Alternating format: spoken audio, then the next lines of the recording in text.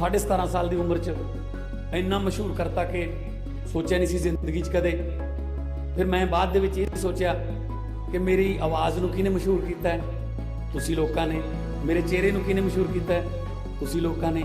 तो फिर मैं ये आवाज़ ते ये चेहरा तुहाडे हक्कां दी राखी वास्ते वरतूंगा जिथे मर्जी वरतूं। ओ बई लीडरां नूं सारा कुछ फ्री है, जे मावां भैणां नूं 1000 रुपया देता तुहाडे ढिड च दर्द क्यों हुंदा है? लीडरां नूं बिजली फ्री है, लीडरां नूं तेल फ्री है, लीडरां नूं सब कुछ, टैक्स भी नहीं भरना पैंदा, टोल प्लाजे फ्री ने। तो सीएम साहब कहंदे जो जो लीडरां नूं फ्री है मैं तो ओह जनता नूं देऊंगा, जाओ कर लो, मेरा की करना। ਅਸੀਂ ਦੂਜੀਆਂ ਪਾਰਟੀਆਂ ਵਾਂਗੂ ਡਰਾਇੰਗ ਰੂਮਾਂ 'ਚ ਬਹਿ ਕੇ ਮੈਨੀਫੈਸਟੋ ਨਹੀਂ ਤਿਆਰ ਕਰਦੇ। ਅਸੀਂ ਲੋਕਾਂ ਕੋਲੇ ਜਾ ਕੇ, ਮੁਹੱਲਿਆਂ 'ਚ ਜਾ ਕੇ, ਪਿੰਡਾਂ 'ਚ ਜਾ ਕੇ ਅਸੀਂ ਸਮੱਸਿਆਵਾਂ ਪੁੱਛਦੇ ਹਾਂ। ਉਹਨਾਂ ਦੇ ਹੱਲ ਵੀ ਉਹੀ ਜ਼ਿਆਦਾ ਬੈਟਰ ਦੱਸ ਸਕਦਾ ਜਿਹੜਾ ਉਹਨਾਂ ਨੂੰ ਪਿੰਡੇ ਤੇ ਹੰਢਾ ਰਿਹਾ ਹੈ। ਕੋਈ ਲੰਬੇ ਚੌੜੇ ਭਾਸ਼ਣ ਦੇਣ ਨਹੀਂ ਆਏ, ਕੋਈ ਸ਼ਕਤੀ ਪ੍ਰਦਰਸ਼ਨ ਕਰਨ ਨਹੀਂ ਆਏ, ਤੁਹਾਡੇ ਨਾਲ ਗੱਲਾਂ ਕਰਨ ਆਏ ਹਾਂ। ਕਿਉਂਕਿ ਜਿੱਥੇ ਮੁਸੀਬਤ ਹੁੰਦੀ ਹੈ, ਜਿੱਥੇ ਸਮੱਸਿਆ ਹੁੰਦੀ ਹੈ, ਉਹਦਾ ਹੱਲ ਵੀ ਉੱਥੋਂ ਹੀ ਮਿਲਦਾ ਹੁੰਦਾ ਹੈ। ਅਸੀਂ ਆਮ ਆਦਮੀ ਪਾਰਟੀ ਵੱਲੋਂ ਇਹ ਤੁਹਾਨੂੰ ਦੱਸਣਾ ਚਾਹੁੰਦੇ ਹਾਂ ਕਿ ਅਸੀਂ ਦੂਜੀਆਂ ਪਾਰਟੀਆਂ ਵਾਂਗੂ ਡਰਾਇੰਗ ਰੂਮਾਂ 'ਚ ਬਹਿ ਕੇ ਮੈਨੀਫੈਸਟੋ ਨਹੀਂ ਤਿਆਰ ਕਰਦੇ। ਅਸੀਂ ਲੋਕਾਂ ਕੋਲੇ ਜਾ ਕੇ, ਮੁਹੱਲਿਆਂ 'ਚ ਜਾ ਕੇ, ਪਿੰਡਾਂ 'ਚ ਜਾ ਕੇ ਅਸੀਂ ਸਮੱਸਿਆਵਾਂ ਪੁੱਛਦੇ ਹਾਂ। ਉਹਨਾਂ ਦੇ ਹੱਲ ਵੀ ਉਹੀ ਜ਼ਿਆਦਾ ਬੈਟਰ ਦੱਸ ਸਕਦਾ ਜਿਹੜਾ ਉਹਨਾਂ ਨੂੰ ਪਿੰਡੇ ਤੇ ਹੰਢਾ ਰਿਹਾ ਹੈ। ਜਿਵੇਂ ਅੱਜ ਤੁਸੀਂ ਦੱਸਿਆ ਆਂਗਨਵਾੜੀ ਤੇ ਆਸ਼ਾ ਵਰਕਰਾਂ ਦੀਆਂ ਸਮੱਸਿਆਵਾਂ। ਹਾਲਾਂਕਿ ਚਲੋ ਅਸੀਂ ਪੰਜਾਬ 'ਚ ਰਹਿੰਦੇ ਹਾਂ, ਕਲਚਰ ਆਪਣਾ। ਮੈਂ MP ਹਾਂ 2 ਵਾਰ ਦਾ। ਸੰਗਰੂਰ ਤੋਂ ਮੇਰੇ ਕੋਲ ਆਉਂਦੇ ਰਹਿੰਦੇ ਨੇ ਮੰਗ ਪੱਤਰ ਆਂਗਨਵਾੜੀ ਦੇ, ਆਸ਼ਾ ਵਰਕਰਾਂ ਦੇ। ਪਰ ਜਿਹੜਾ ਮੇਰੇ ਕੋਲੇ ਹਰੇ ਰੰਗ ਦਾ ਪੈਨ ਹੈ ਉਹ ਸੈਂਟਰ ਨਾਲ ਸੰਬੰਧਿਤ ਹੈ।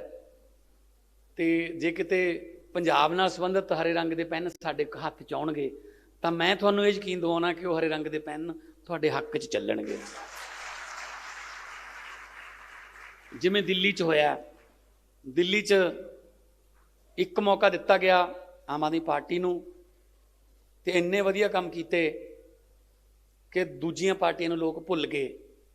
ਤੇ ਦੇਸ਼ ਦਾ ਵਾਹਿਦ ਇਕਲੌਤਾ ਨੇਤਾ ਅਰਵਿੰਦ ਕੇਜਰੀਵਾਲ ਜਿਨ੍ਹਾਂ ਨੇ ਜਿਗਰਾ ਕੀਤਾ ਇਹ 2020 ਦੇ ਵਿੱਚ ਵੋਟਾਂ ਤੋਂ ਮਹੀਨਾ ਪਹਿਲਾਂ ਕਿ ਜੇ ਤੁਹਾਨੂੰ ਸਾਡੇ 5 ਸਾਲ ਦੇ ਕੰਮ ਚੰਗੇ ਲੱਗੇ ਤਾਂ ਵੋਟ ਪਾਇਓ, ਜੇ ਨਹੀਂ ਚੰਗੇ ਲੱਗੇ ਤਾਂ ਵੋਟ ਨਾ ਪਾਇਓ। ਇਹ ਗੱਲ ਕਹਿਣ ਵਾਸਤੇ ਇੱਕ ਜਿਗਰਾ ਚਾਹੀਦਾ, ਇਹ ਗੱਲ ਕਹਿਣ ਵਾਸਤੇ ਸੈਲਫ ਕੌਨਫੀਡੈਂਸ ਚਾਹੀਦਾ।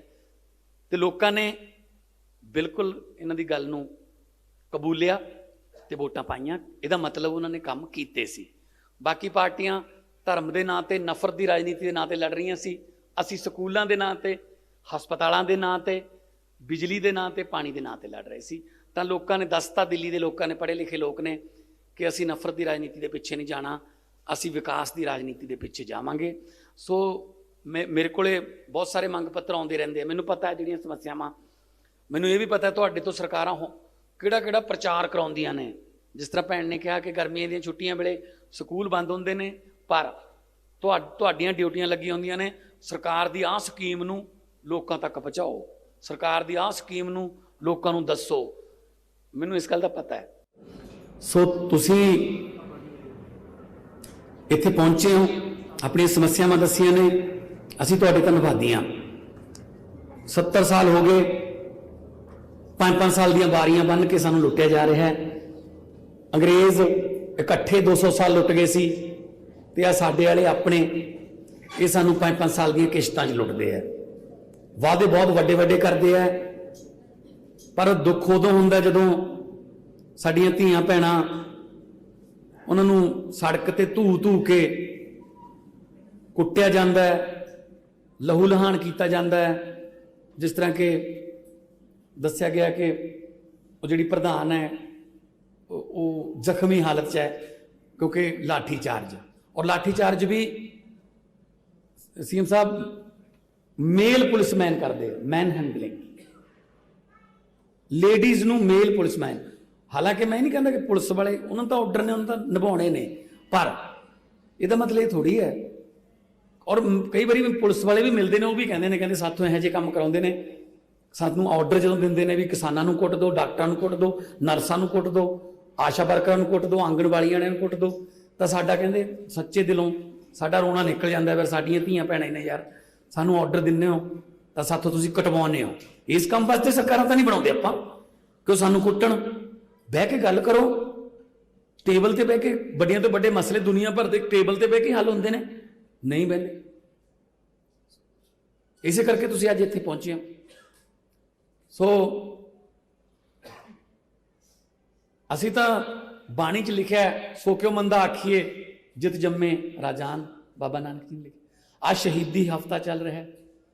21 ਤਰੀਕ ਨੂੰ ਕਿਲਾ ਛੱਡਿਆ ਸੀ ਗੁਰੂ ਸਾਹਿਬ ਨੇ, 22 ਨੂੰ ਪਰਿਵਾਰ ਵਿਛੋੜਾ ਸੀ, ਉਹ ਤੋਂ ਬਾਅਦ ਚਮਕੌਰ ਸਾਹਿਬ ਦੋਨੇ ਵੱਡੇ ਸਾਹਿਬਜ਼ਾਦਿਆਂ ਦੀ ਸ਼ਹੀਦੀ, ਉਹ ਤੋਂ ਬਾਅਦ 26 ਤਰੀਕ ਨੂੰ ਕੱਲ ਨੂੰ ਜਾਨੀ ਕਿ ਗ੍ਰਿਫਤਾਰੀ ਛੋਟੇ ਸਾਹਿਬਜ਼ਾਦਿਆਂ ਦੀ, ਮਾਤਾ ਗੁਜਰੀ ਜੀ ਦੀ, ਔਰ 27 ਨੂੰ ਉਹਨਾਂ ਨੂੰ ਚਿਣਵਾ ਦਿੱਤਾ ਗਿਆ, ਤੇ 28 ਨੂੰ ਮਾਤਾ ਗੁਜਰੀ ਜੀ ਦਾ ਦੇਹਾਂਤ। ਇੱਕ ਹਫ਼ਤੇ 'ਚ ਸਾਡੇ ਗੁਰੂ ਸਾਹਿਬ ਨੇ ਸਰਬੰਸ ਵਾਰਤਾ, ਸਰਬੰਸ। ਤੇ ਅਸੀਂ ਉਸ ਧਰਤੀ ਦੇ ਜਾਏ ਜਿੱਥੇ ਬਾਣੀ ਦੇ ਵਿੱਚ ਗੁਰੂ ਸਾਹਿਬ ਨੇ ਇਹ ਗੱਲਾਂ ਕਹੀਆਂ ਹੋਣ, ਤੇ ਅਸੀਂ ਉੱਥੇ ਸਾਡੀਆਂ ਧੀਆਂ ਭੈਣਾਂ ਨੂੰ ਕੁੱਟ ਰਹੇ ਹਾਂ। ਪੰਜਾਬੀ ਅਸੀਂ ਜਿਹੜੇ ਲੁਟੇਰੇ ਆਉਂਦੇ ਸੀ ਲੁੱਟਣ ਮੁਗਲਾਂ ਤੋਂ, ਧੀਆਂ ਭੈਣਾਂ ਨੂੰ ਛਡਵਾਉਂਦੇ ਹੁੰਦੇ ਸੀ। ਅਸੀਂ ਤਾਂ ਲੋਕਾਂ ਦੀਆਂ ਧੀਆਂ ਭੈਣਾਂ ਦੀ ਇੱਜ਼ਤਾਂ ਬਚਾਉਣ ਵਾਲਿਆਂ ਚੋਂ ਮੰਨੇ ਗਏ, ਤੇ ਅਸੀਂ ਅੱਜ ਆਪਦੇ ਹੱਥੀਂ ਧੀਆਂ ਭੈਣਾਂ ਦੀਆਂ ਇੱਜ਼ਤਾਂ ਰੋਲ ਰਹੇ ਹਾਂ। ਚੁੰਨੀਆਂ ਲੈਂਦੀਆਂ ਨੇ, ਪੱਗਾਂ ਢੈਂਦੀਆਂ ਨੇ। ਸ਼ਰਮ ਦੀ ਗੱਲ ਹੈ ਇਹਨਾਂ ਸਰਕਾਰਾਂ ਲਈ। ਸੋ ਇੱਕ ਆਮ ਘਰ ਦਾ ਬਸ਼ਿੰਦਾ ਹੋਣ ਦੇ ਨਾਤੇ, ਇੱਕ ਆਮ ਘਰ 'ਚ ਜੰਮੇ ਹੋਣ ਦੇ ਨਾਤੇ, ਪਹਿਲਾਂ ਕਲਾਕਾਰੀ 'ਚ ਤੁਸੀਂ ਬਹੁਤ ਸਾਰਾ ਮਾਣ ਦਿੱਤਾ।